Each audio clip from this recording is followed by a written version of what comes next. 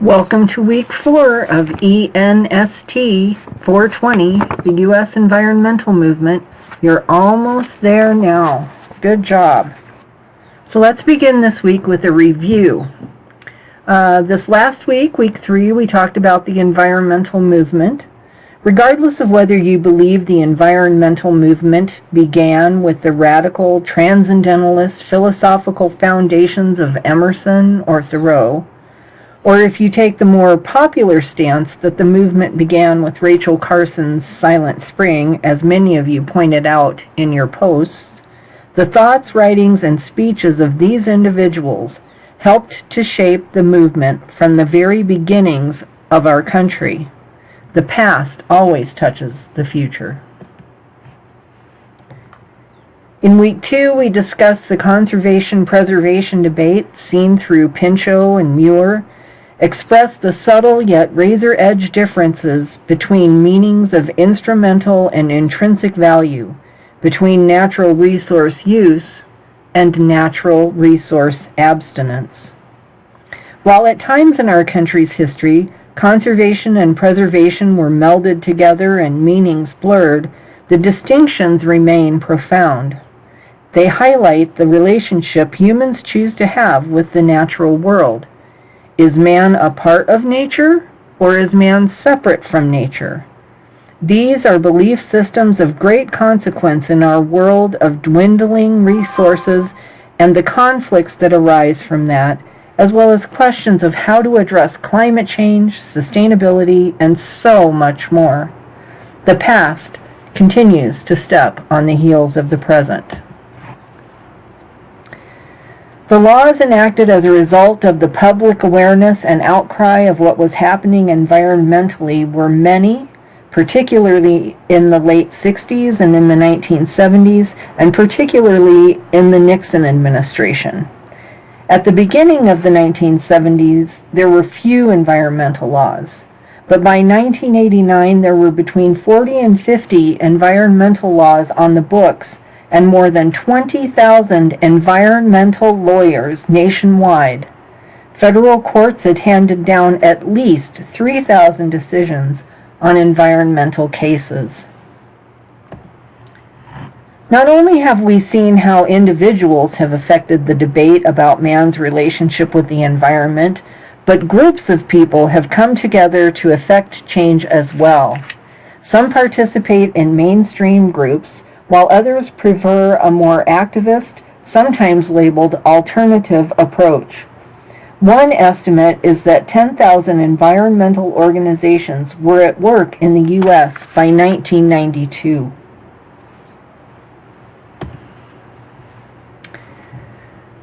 But the environmental movement stalled, and we wonder what was the problem.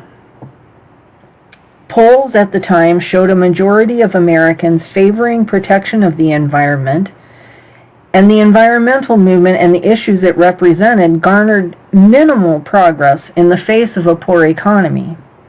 Some believed that there had been too much government regulation put into place during the 1970s. Some promoted rhetoric that the environmental movement was just a liberal agenda, later associated specifically with the Democratic Party and the Green Party. Many environmentalists felt the movement had become too trendy or not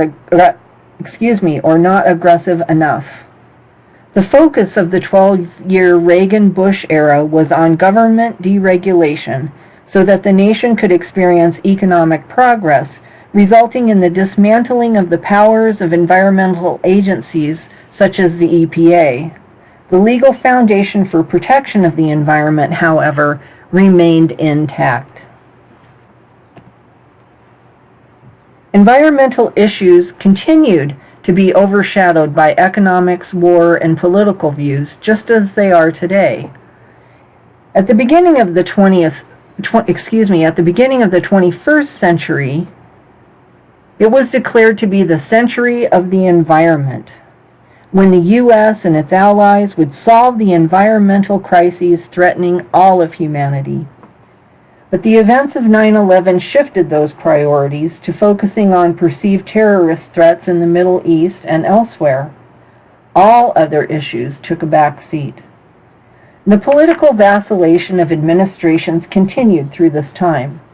For example, the George W. Bush administration allowed or promoted environmental deregulation in favor of business.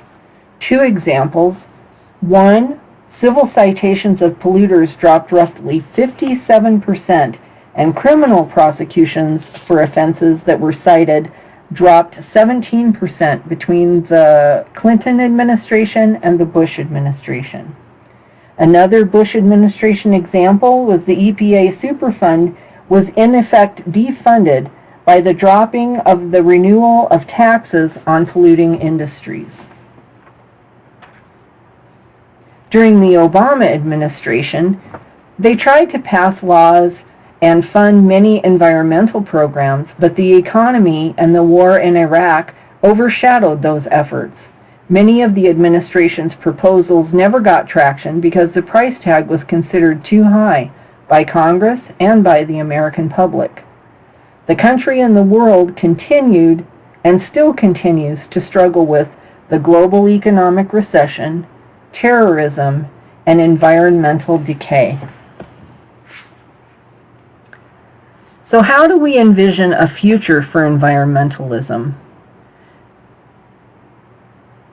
What would a new environmentalism look like? We might ask ourselves many questions to assess where the environmental movement is today in order to figure out where we should go tomorrow. Is the environmental movement a victim of its own success? Is the world clean enough just as it is? Are the regulations in place enough? We might also ask, is the environmental movement alive and well, but just less physically visible in our online world? Even while environmental groups seek to keep their members informed about the issues through online sources and social media, people are constantly bombarded with sound bites of other seemingly more pressing problems. The price of gas, the price of food, the price of education. Notice that this is all prices. The cost of living. There's cost. And corporations have jumped on this bandwagon, using marketing and misusing words like sustainability, organic, cage-free, and other words too, to make themselves appear to be more environmentally friendly.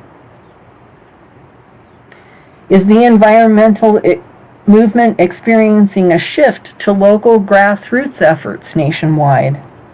Since President Trump pulled the U.S. out of the Paris Climate Agreement, are more local groups addressing climate change? Climate Smart Missoula would be one such group. Is a group like that strong enough? Do they have enough membership? Are there enough organized efforts nationwide? Will this work? Can they make a big enough change quick enough on such a huge issue?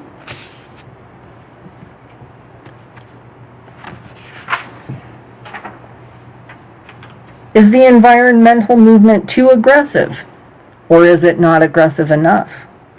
Is the environmental movement unable to make the issues accessible and important to the general public? This was one thing that many of you pointed out in your analysis of Rachel Carson's Silent Spring. Do we need a new Silent Spring type alarm? If so, what would it look like? What would it be about? Think of modern activists, Bill McKibben, James Hansen, Naomi Klein. All of them have written books and been widely read. How could their efforts be scaled up to promote national awareness and action to catalyze the movement? Is the environmental movement a victim of political polarization? The environment is largely associated with Democrats. The Green Party is often referred to as a spoiler party, garnering voters who could help Democrats win and advance the environmental agenda. Is the environmental movement a victim of the economy? What could we do to shift that focus if the answer is yes? I mean, everyone needs to live and work and eat, but we also need nature too, according to the things that we've studied. Is the environmental movement a victim of national security concerns? Is the environmental movement focused on too large an issue to solve, too wicked of a problem? Think of how many environmental issues are interrelated.